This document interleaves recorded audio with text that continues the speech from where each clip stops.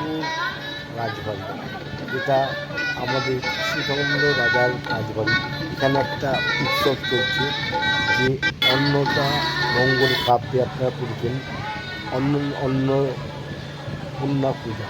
এই পূজা দেখার ভিড়, শহে শহে মানুষ এই রাজবাড়িতে আসেন। এই রাজবাড়ির ভেতরে একটা মিউজিয়াম আছে এবং এখানে পুরনো সব রাজার সব জিনিসপত্র এখানে রাখা আছে। আসুন আমরা একবার ঝলক দেখে নিই রাজবাড়ির এই সব পুরনো ঐতিহাসিক এই বাড়ি। এটা রাজা কৃষ্ণচন্দ্রের রাজবাড়ি, আমাদের কৃষ্ণনগর নদিয়াতে অবস্থিত। এই যে দেখতে পাচ্ছেন, এটা মেন গেট। এর ভেতর দিয়ে আমাদের প্রবেশ করতে হবে।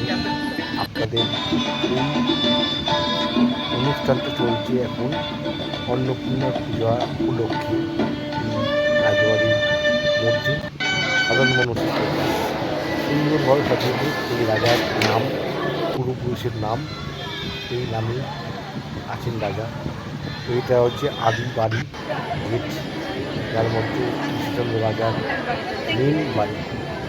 আর এই বাড়ির ঠিক পাশেই দাঁড়া কোঠা রয়েছে। এই যে এই রাজবাড়ির ভেতরে অন্দর প্রবেশ, এখানে প্রবেশ নিষিদ্ধ। কিন্তু রাজার যে কৃষ্ণচন্দ্র রাজার রাজবাড়ির বাইরে যে মহল আছে, যেখানে জগতী পূজা হয় এবং বিভিন্ন পূজায় রাজবাড়ি এই পুরনো সব রাজার এই মিউজিয়ামকে রাখা আছে। বিভিন্ন রকম ছবি, বিভিন্ন আসবাবপত্র এবং আগেকার সব হারিয়ে যাওয়া বিভিন্ন স্মৃতি এই রাজবাড়ির ভিতরে রাখা আছে।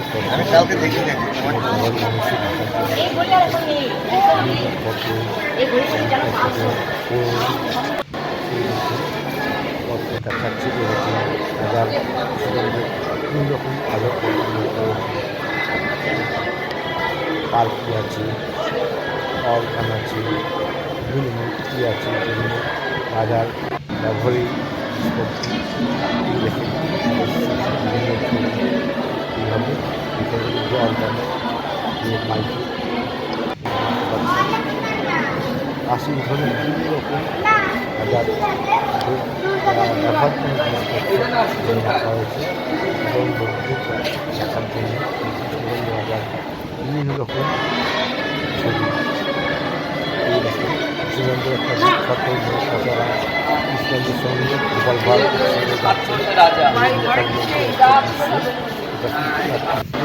মিউজিয়ামে রাখা আছে কৃষ্ণচন্দ্র রাজা আর গোপাল ভাঁড়। এই হচ্ছে রাজবাড়ির মন্দির, যেখানে জগতী পুজো হয়, নাট মন্দির। এর মধ্যে সুন্দর সুন্দর ঝাড়বাতি লাগানো আছে। এর মধ্যে বিভিন্ন কারিকার্যের মাধ্যমে এই রাজবাড়ি তৈরি করা হয়েছে। এটা রাজদরবারের একটা রাজবাড়ির অংশ। এখানে পুজো হয় জগতী পুজো। এই উপলক্ষে এই রাজবাড়ি অন্য মহলের ভেতরে এই নাট মন্দিরটা করা হয় এবং তখন সাধারণ মানুষ এখানে রাজবাড়ি এবং সুন্দর ছাদ, সুন্দর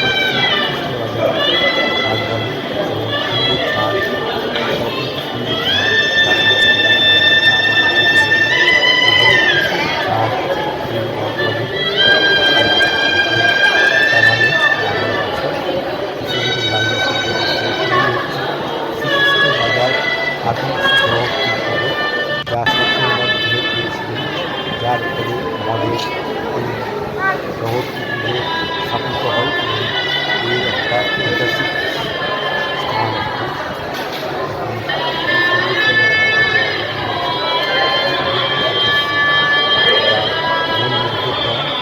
আসেন নদিয়া কৃষ্ণনগর কৃষ্ণচন্দ্র রাজা রাজবাড়ি।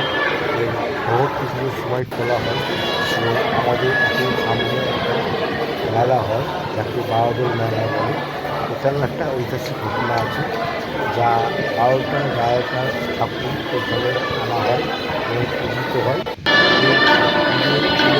মেলাটা বসে, এটাকে বলা হয় বারোদল মেলা। এই হচ্ছে আমাদের শ্রীকৃষ্ণচন্দ্র রাজার অরিজিনাল জগদ্ধাত্রী পুজো যে আকারের মা দেবীকে পুজো করা হয় সেইভাবেই এখানে স্থাপিত। কোনো দীর্ঘ পরম্পরা না, এইভাবেই পুজো হয়ে আসছে এই রূপেই, এবং এটা এখানেই থাকে।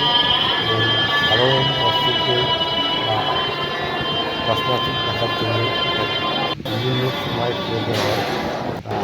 এটা হচ্ছে জগৎ পুজোর সময়, হচ্ছে মেলার সময়, এই ধরনের সময় এগুলো করে দেওয়া হয় এবং সাধারণ দর্শক রাজবাড়ি দর্শক হাজার নাচি মন্দির এখানে পুজো হয়। খুব সুন্দর লাগছে অপূর্ব দৃশ্য রাজার রাজবাড়ি। আমার ভালো লাগছে, আপনাদের নিশ্চয়ই ভালো লাগবে এই দৃশ্য দেখে।